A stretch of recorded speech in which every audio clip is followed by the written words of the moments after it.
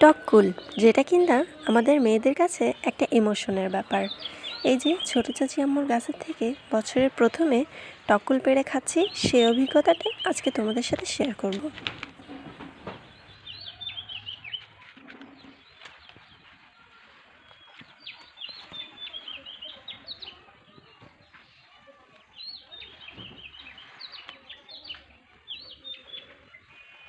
কুল কিন্তু এখনও পুরোপুরি পাকেনি, তবে অল্প কিছু কুল পেড়ে নিলাম নিজে একটু খাওয়ার জন্য।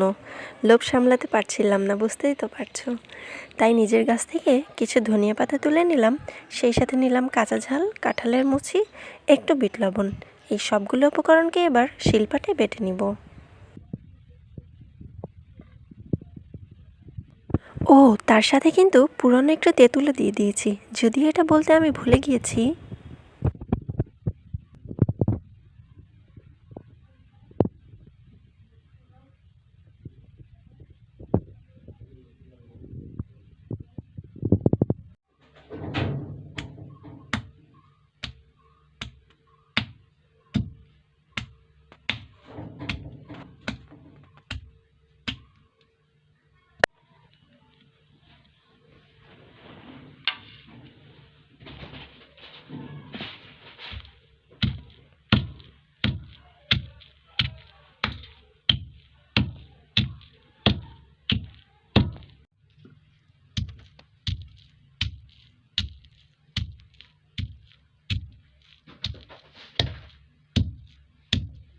শিলপাটায় সব কিছু তো বাটা হয়ে গেল।